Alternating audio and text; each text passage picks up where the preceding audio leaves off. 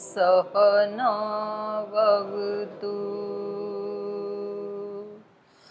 सहनौ भुनक्तु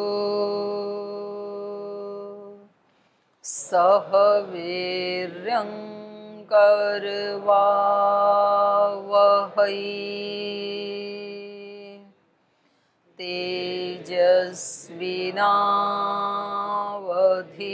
तेजस्विनावधीतमस्तु मा विद्विषावहै।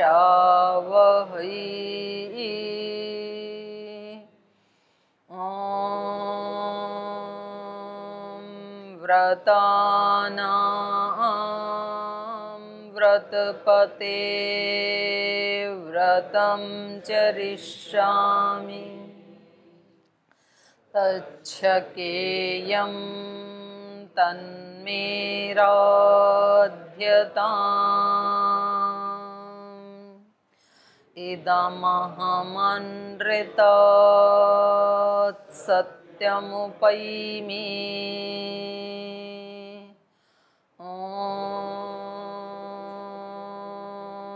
शान्ति शान्ति शान्तिः।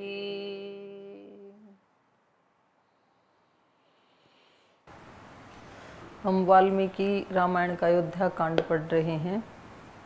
अयोध्या कांड का 44वां सर्ग, और इस सर्ग में प्रकरण चल रहा है यमुना को पार करके, और श्री राम लक्ष्मण और सीता माता जंगल को पार करते हुए चित्रकूट की तरफ प्रस्थान कर रहे हैं। यमुना को पार करके एक वृक्ष के नीचे उन्होंने रात्रि व्यतीत की, और प्रातःकाल होने पर लक्ष्मण जी की थोड़ी आंख लग जाती हैं, तो श्री राम उनको उठाते हैं अत्यंत प्रीतिपूर्वक, और उनको बताते हैं कि देखो सभी पशु पक्षी वन में रहने वाले उठ गए हैं, सुंदर मधुर कलरव से वो भगवान की स्तुति कर रहे हैं, और हमारा भी प्रस्थान का समय ये उपस्थित हो गया है, हमें प्रस्थान करना चाहिए।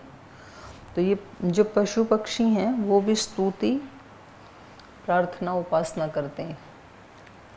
महर्षि दयानंद ने जो ये 3 शब्द लिखे हैं, स्तुति प्रार्थना उपासना, बोलते हैं ना एकम सद्विप्रा बहुधा वदंती, इन्हीं 3 चीज़ों को बापू ने अलग ढंग से बोला, पुरुषार्थ प्रार्थना प्रतीक्षा,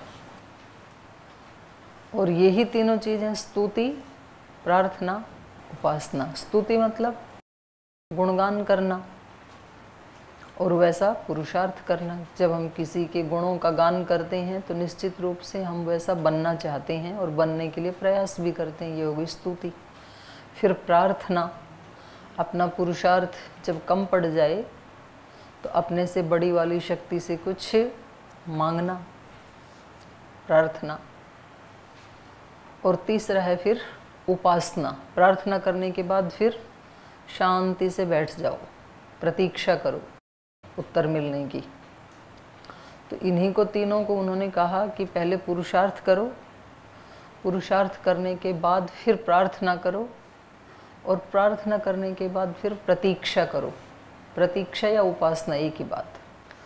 तो यहाँ पर ये बता रहे हैं लक्ष्मण जी को, वन्यानाम वल्गु व्याहृताम स्वनम, वन में रहने वाले जो पशु पक्षी हैं उनके व्याहृताम वल्गु, बोलते हुए जो उनका मनोहर आकर्षक स्वनम शब्द है वो श्रृणु, सुनो लक्ष्मण, सब बोल रहे हैं। तो ये अपना भी प्रस्थान का समय हो गया है। और ऐसा सुन करके लक्ष्मण जी तुरंत उठ जाते हैं, और तुरंत ही जहौ निद्राम च तंद्राम च, अपने निद्रा और तंद्रा को छोड़ करके प्रसक्तम पथि श्रमम, और पथ का जो श्रम आलस्य था उसको भी छोड़ करके, मतलब एकदम से उठ जाते हैं।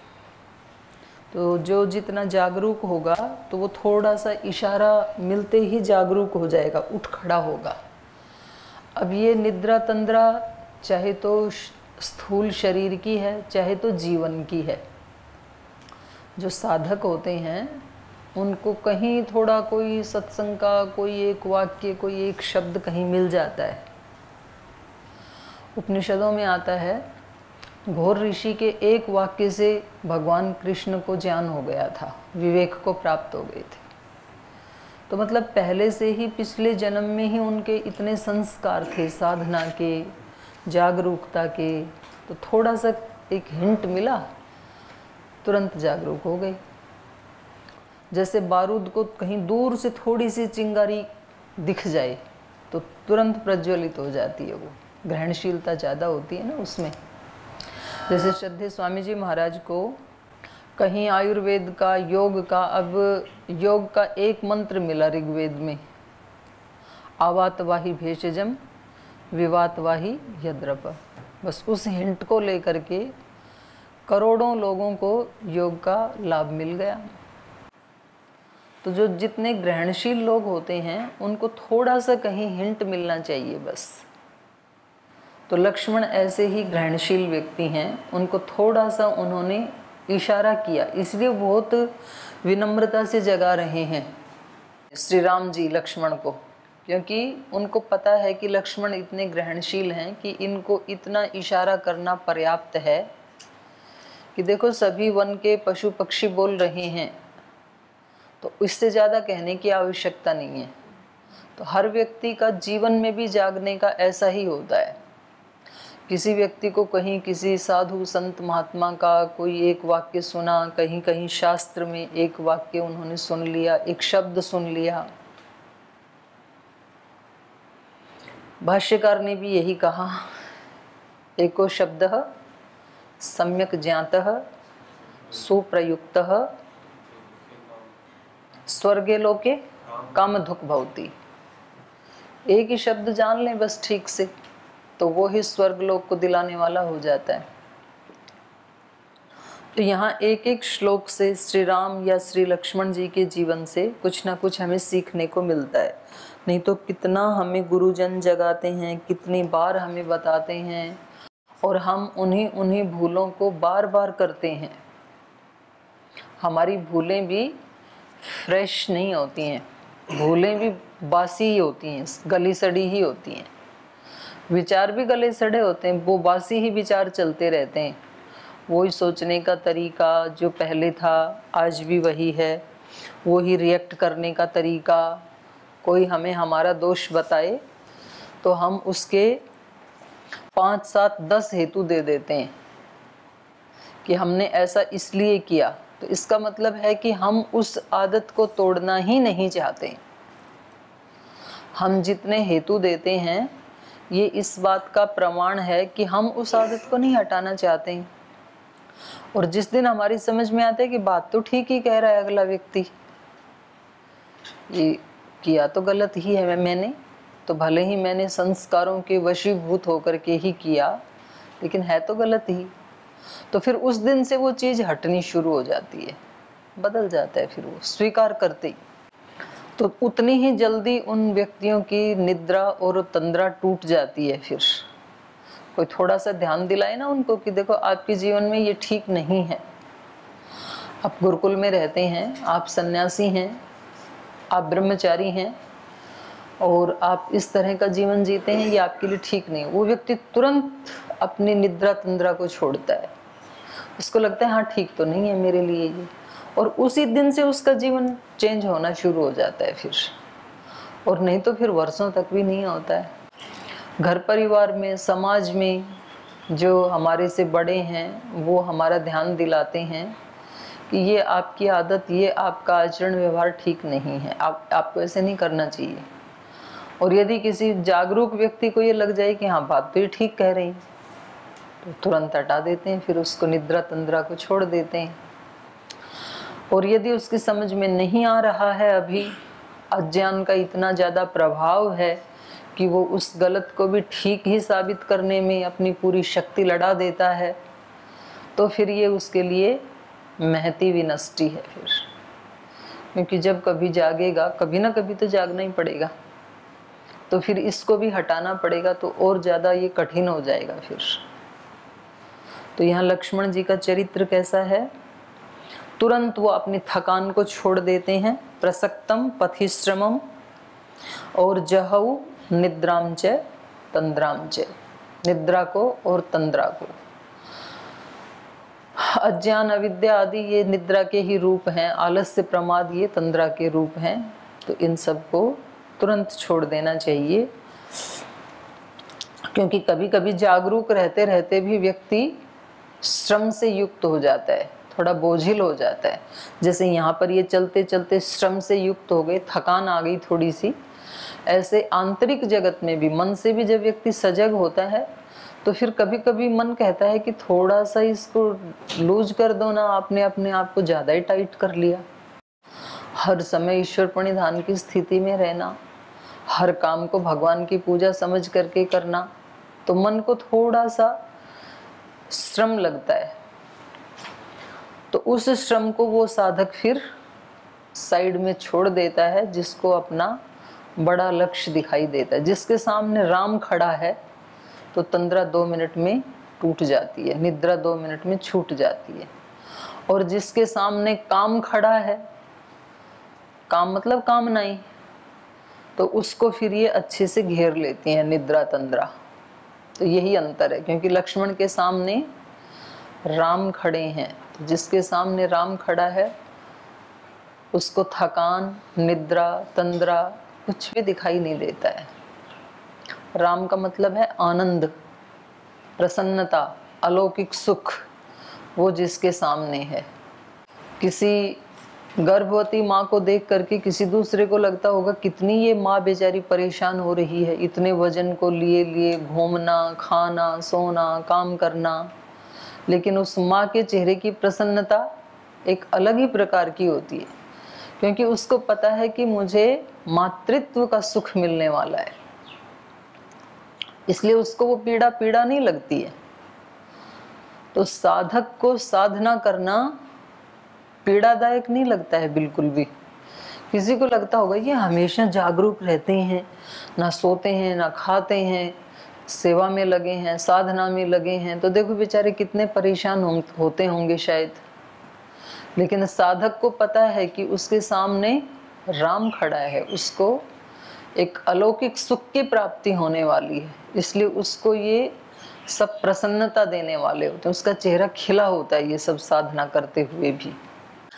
तो यहाँ तक हमने कल अध्ययन किया था। पीछे के पाठ से कोई प्रश्न है तो पहले पूछ सकते हैं। कुछ पूछना है किसी को? ओ माता जी। जी नमस्ते माता जी। माता जी, रामायण हम यहाँ भी पढ़ रहे हैं और पहले भी पढ़ी, और राम कथा में बापू जी से भी सुना, तो आस्था तो बढ़ती ही जा रही है इसके अंदर। लेकिन मन में प्रश्न ये आता है बार बार, जो भगवान का वनवास हुआ ना, वो मन को कचोटता कि ऐसा होना नहीं चाहिए था। ऐसे प्रश्नों का हल कैसे निकाले कि मतलब ठीक है कि मानते भी हैं कि हाँ चलो हो गया, सत्य की प्रतिष्ठा के लिए उन्होंने ऐसा किया और इसी कारण से उनकी आज समाज में इतनी प्रतिष्ठा है, उनको धर्म पुरुष के रूप में मानते हैं लोग, और ऐसी समस्याएं हमारे सामने भी आती हैं। हम भी अगर ऐसा कर लें तो उन्नति तो होगी, लेकिन मन में ये रहता कि अगर इस कार्य को और भी अच्छा कर देते हम, अगर भगवान श्री राम वन में ना जाके राज्य ही कर लेते तो क्या पता और भी उन्नति हो जाती, और भी अच्छे अच्छे सत्य स्थापित कर पाते। ऐसे प्रश्न बार बार मन में आते हैं। ऐसे प्रश्नों का क्या समाधान? कोई समाधान नहीं, नो सॉल्यूशन। क्योंकि ये मन जब तक है ये सोचता ही रहेगा। अब मन में प्रश्न आ सकता है, माँ को इतनी तकलीफ उठाने की क्या जरूरत है 10 महीने, भगवान तो सर्वशक्तिमान है, तो एक ऐसा बच्चा बना के घड़ के एक उसमें पैक करके सुंदर से पैकेजिंग में, और चुपचाप आके रात को माँ के पास लेटा के चले जाते, क्या जरूरत थी उसको। लेकिन ऐसा कभी हो सकता नहीं है। आपको लगता है कि इतनी कीमत चुकाने की क्या जरूरत थी श्री राम को एक आदर्श पुरुष बनाने के लिए। उनको एक चक्रवर्ती सम्राट बना देते, और चक्रवर्ती सम्राट बनके भी तो वो असुरत्व का नाश कर ही सकते थे। तो ये तो मेरा और आपका विचार है ना, तो सत्य तो वही है जो घटित हुआ, उसके बिना होता नहीं है। अब कोई व्यक्ति सोचे भाई किसान को इतना ज्यादा दुखी करने की क्या जरूरत है भगवान को। ऐसा भी तो हो सकता है कि आज गेहूं बोएं और कल ही इतने बड़े होकर के पक के तैयार हो जाएं, ऐसा भी तो हो सकता है। इंसान क्या करता है, इतना छोटा सा जब लौकी आती है तो रात को उसमें बेल में इंजेक्शन दे देता है, अगले दिन वो इतनी बड़ी हो जाती है। तो जब एक इंसान रातों रात इतना बड़ा बना सकता है लौकी को, तो क्या भगवान नहीं बना सकता क्या? भगवान तो और ज्यादा सर्वशक्तिमान है। तो क्यों इतना ज्यादा किसान को, कहीं बिजलियां कड़कती हैं, आंधी तूफान आते हैं, फिर भी खेत में खड़ा है बेचारा, सर्दी आती है, पानी देता है, उसकी क्या जरूरत है? तो इन प्रश्नों का कोई उत्तर नहीं होता है, क्योंकि आपने एक कहावत सुनी होगी, सहज पके सो मीठा होए। जो सहज नहीं पकता है वो कभी मीठा नहीं होता है।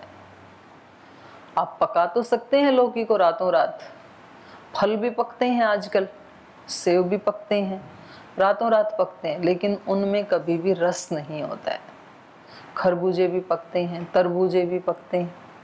फिर आप कहते हैं पहले जो मिठास था वो वाला अब नहीं है। आम भी पकते हैं, वो पहले वाला टेस्ट नहीं है फलों में। क्यों नहीं है? क्योंकि वो सहज नहीं पके। कच्चा तोड़ लिया, कृत्रिम तरीके से उसको पकाया गया, इसलिए उसमें रस आ नहीं सकता है। तो ऐसे ही इस इंसान को यदि ये सहज नहीं पकेगा तो ना तो ये बंधनों से मुक्त हो पाएगा, जो उर्वारुकमेव बंधनात् मंत्र में कहा है ना, और ना ही कोई उसके जीवन में रस होगा। कभी कभी इंसानों को भी पका देते हैं रातों रात, किसी को किसी ऊंचे पद पे बिठा दिया, किसी व्यक्ति को कोई ऐसी पीठ मिल गई, गद्दी मिल गई, उसको उसका वहाँ का मठाधीश बना दिया। तो अब वो बाहर से तो दिखता है कि पका हुआ फल है भाई, इसको ये मिल गया, लेकिन उसमें रस नहीं होता है। जो रस महर्षि दयानंद के अंदर है, जो भगवान बुद्ध के अंदर है, भगवान महावीर के अंदर है। अब आज पतंजलि योगपीठ में जो रस, जो आनंद श्रद्धेय स्वामी जी महाराज और पूज्य आचार्य जी के अस्तित्व व्यक्तित्व में है, अब कोई ना कोई तो मठाधीश बनेगा ही आगे जाकर के। पर उसका जीवन यदि इतना तपोपूत नहीं रहा तो वो उसका जीवन उतना सुख नहीं दे पाएगा जितना सुख इन महापुरुषों के जीवन ने दिया। महर्षि दयानंद ने जितनी भी पीठ स्थापित की, कोई ना कोई तो उसका अधिपति बना ही ना, लेकिन उनके जीवन से वो रस नहीं निकला, क्योंकि वो सहज नहीं पके। और सहज व्यक्ति पकता है इन्हीं प्रतिकूल परिस्थितियों में। जितनी अनुकूलता, चक्रवर्ती साम्राज्य, राजगद्दी जितनी महत्वपूर्ण है, उतना ही महत्वपूर्ण है उससे अलगाव, उसका बिछोह, उसका विराग। जितना दिन महत्वपूर्ण है उन्नति करने के लिए, बिल्कुल उतनी ही महत्वपूर्ण रात्रि है उन्नति के लिए। यदि रात ना हो तो आप दिन में पुरुषार्थ नहीं कर सकते। किसी व्यक्ति को ये लग सकता है, दिमाग में आ सकता है, ये रात की क्या जरूरत है? जो पढ़ाई हम 6 महीने में कर रहे हैं, अगर रात्रि ना हो तो वो सारी पढ़ाई 3 महीने में हो सकती है ना। जस्ट आधा टाइम मिल जाएगा, फालतू में वेस्ट हो रहा है आधा जीवन। लेकिन उस व्यक्ति को ये नहीं पता कि यदि रात्रि नहीं होगी तो आप जितना दिन में कर पा रहे हैं उतना कभी नहीं कर पाएंगे आप। तो हर चीज यहाँ अस्तित्व में, ब्रह्मांड में, सृष्टि में, समष्टि में जो है वो बिल्कुल ठीक है। वनवास भी ठीक है, प्रतिकूलताएं आना भी ठीक है, अज्ञान अविद्या भी ठीक है। अब इसका उल्टा अर्थ मत लेना। बोल जी फिर यदि अज्ञान अविद्या ठीक है तो बस, तो फिर तो हम तो ठीक ही ठीक चल रहे हैं, इसको हटाएं क्यों? वो ठीक तब हो पाएगी जब आप उसके स्वरूप को समझ करके उससे बाहर निकल जाएंगे। रात्रि ठीक तब कहलाएगी जब उस रात्रि में विश्राम करके अगले आने वाले दिन को आपने सार्थक बना लिया, तब तो रात्रि बिल्कुल ठीक है। और रात्रि में विश्राम करके दिन में आपने यदि उल्टे काम किए तो वही रात्रि हमारे लिए क्या हो जाएगी? घातक हो जाएगी। फिर श्री राम का वन में जाना बिल्कुल भी गलत नहीं है, क्योंकि श्री राम ने उसका 100% सदुपयोग किया है। श्री राम को श्री राम बनाने वाला ये वनवास का ही टाइम है, पीरियड है। तो इन प्रश्नों का हमें मतलब हमारा मन उठाता ही रहेगा, ऐसे ऐसे प्रश्न, ऐसा हो जाता तो। और दूसरा एक और बात मैं आपको कह रही हूँ, अब हम जो सोच रहे हैं कि अगर उनको वनवास नहीं होता तो, अगर सब कुछ अच्छा ही अच्छा रहता तो, उनको कष्ट नहीं होता तो क्या बदल सकते हो आप इसको? वो तो हो चुका ना, उसको बदल सकते हो क्या? जिसको हम बदल नहीं सकते उसके बारे में सोचना ये टाइम को वेस्ट करना है और एनर्जी को वेस्ट करना है। जिसको बदल ही नहीं सकते हैं हम। श्री राम के जीवन की बात तो छोड़ो, अपने जीवन की जो घटना घटित हो चुकी उसके बारे में सोचना बिल्कुल अपने जीवन को बर्बाद करना है। अगर वहां मेरा ये अपमान नहीं होता तो, अगर मेरे जीवन में ये कष्ट नहीं आया होता तो, अरे भाई आ चुका ना वो। बहुत ज्यादा लोग तो, जैसे किसी के जीवन में मानो कोई 1 वर्ष 6 महीने बहुत ऐसे कठिनाई के गुजरे, पिता की भी मृत्यु हो गई, माताजी, छोटे भाई बहन थे, घर में कोई कमाने वाला भी नहीं था, फिर इस व्यक्ति ने जैसे तैसे करके परिस्थितियों को संभाला और अब ये व्यक्ति ठीक हो गया, कहीं जॉब भी मिल गई, किसी व्यक्ति ने दया करके दे दी उसको। अब ये व्यक्ति 1 वर्ष से ठीक है परिस्थिति, अब ये सोच रहा है अगले 5 साल तक, ये मेरा 1 साल कितना कठिन गुजरा। 1 साल नहीं, जिंदगी भर तक सोचता रहता है, जो मिले उसको सुनाता है, ऐसी परिस्थिति आई मेरे जीवन में, ऐसा हो गया था, मैं इतनी कठिनाइयों से गुजरा। अब आप ये बताओ कि जितनी बार भी ये इसको दोहराएगा तो एक तो वो संस्कार बनेंगे, शिकायत वाले कर्माशय बनेगा, और दूसरा आज का दिन क्यों खराब कर रहे हो? जो चला गया, जो आपका सम्मान चला गया, जो आपकी संपत्ति चली गई, उसके बारे में बहुत ज़्यादा ये सोचना कि ऐसा क्यों हुआ, ये बिल्कुल हमारे लिए शुभ नहीं है। तो कभी भी अपने जीवन के बारे में भी जो हो गया उसको छोड़ दो, अब क्या करना है अगले स्टेप पे। तो इसलिए महर्षि पतंजलि जी ने कहा, हेयम दुखम अनागतम, जो दुख जा चुका वो हे नहीं है, त्याज्य नहीं है वो। हे दुख कौन सा है? अनागतम, जो अभी आया नहीं है, उसको संभालना है, अगले क्षण आ सकता है। अगर हम पीछे वाले को याद करते रहे ना तो ये क्षण भी दुख से भर गया, और ये दुख से भर गया तो अगला क्षण भी खुशियों से भरने वाला नहीं है। तो इसलिए हमने 2 क्षण बर्बाद कर दिए पीछे वाले के शोक में, ये वाला भी आगे वाला भी। तो इसलिए अपने को प्रश्न ऐसे नहीं सोचना कि ऐसा क्यों हुआ, अपने को ये सोचना है कि हमारे जीवन में इससे शिक्षा लेकर के क्या शुभ हो सकता है, कौन से दोषों से हम बच सकते हैं यहाँ से कुछ सीख करके, और कौन सी अच्छाइयों को हम अपना सकते हैं। ठीक है? हाँ जी। ओ माता जी प्रणाम। मेरा प्रश्न ये है कि मातृशक्ति का वास्तविक स्वरूप क्या है? समस्त ऊर्जा का स्रोत मातृशक्ति है। मातृशक्ति का स्वरूप मातृत्व ही है, और क्या स्वरूप है? मातृशक्ति में उसकी संज्ञा से ही पता चल रहा है कि उसमें मातृत्व होता है, और मातृत्व को और ज़्यादा विशेषण लगाने की कोई आवश्यकता नहीं है, अपने आप में ही वो परिपूर्ण है और वो सब शक्तियों का स्रोत है। आधार है, आश्रय है।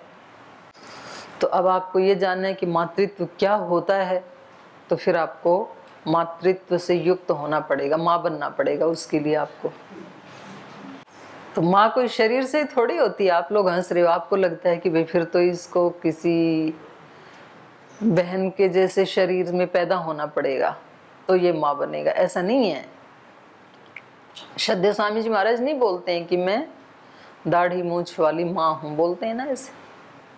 तो मातृत्व शरीर का नाम नहीं है, मातृत्व एक शक्ति का नाम है। तो उसके अंदर, मातृत्व के अंदर ही स्नेह होता है, सहनशीलता होती है, क्षमाशीलता होती है, सेवा परायणता होती है, दुख सहन करने की शक्ति होती है, निर्माण करने की शक्ति होती है, दूसरे को प्रेरणा देने की, आश्रय देने की शक्ति होती है। जितनी भी शुभ शक्तियाँ होती हैं ना धरती के ऊपर, उन सब को मिला के एक गट्ठर बना दो। इस गट्ठर का नाम है मातृत्व। त्वम हीन पिता वसो त्वम माता शतक्रतो बभूविथ। ईश्वर का भी नाम क्या है? माँ। त्वमेव माता च पिता त्वमेव। ईश्वर भी हमारी माँ है। तो ईश्वर का कोई शरीर थोड़ी है, स्त्रीलिंग या पुल्लिंग। महापुरुष जो होते हैं उनके अंदर भी मातृत्व होता है, और माताओं के अंदर वो पुरुषों को वो प्रयास करके उत्पन्न करना होता है, और महिलाओं को सहज मिला होता है। वो भगवान की संरचना ऐसी है। अपवाद सब जगह मिलेंगे आपको। अपवाद रूप में कहीं ऐसा मिल जाएगा कि माँ का शरीर तो है लेकिन मातृत्व नहीं है, और अपवाद पुरुषों में मिल जाएगा आपको, शरीर तो पुरुष का है लेकिन अंदर मातृत्व से भरा हुआ है। ठीक है। ओम दीदी, जब हम सत्संग सुनते हैं या प्रवचन सुनते हैं तो आप भी एक दिन कह रहे थे सत्संग में कि जितनी हमारी ग्रहणशीलता होती है हम उतना ही लेते हैं। तो दीदी कहीं हमने ग्रहणशीलता भी और रुचि भी, जिधर हमारी रुचि है ना वही बात सुनते हैं हम। तो हमने ये ग्रहणशीलता अपनी रुचि के अनुसार बना रखी होती है, अपने स्वभाव के अनुसार जो चीज़ें हमको अच्छी लगती हैं या जिनमें हमारी रुचि होती है, तो जो चीज़ें सत्संग में हमको उनके अनुसार मिलती हैं तो हम उनको ही मानते हैं बस। तो जैसे पूज्य बापू जी कथा में बोल रहे थे अपनी रुचि के अनुसार जीने दो। दीदी इसका तात्पर्य क्या है?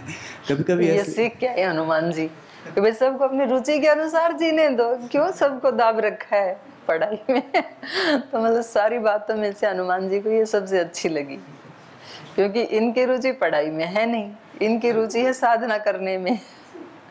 तो ये कह रहे हैं कि भाई हम जहाँ कहीं सुनते हैं तो हम कौन सी बात को पकड़ते हैं जो हमारी रुचि के अनुकूल हो।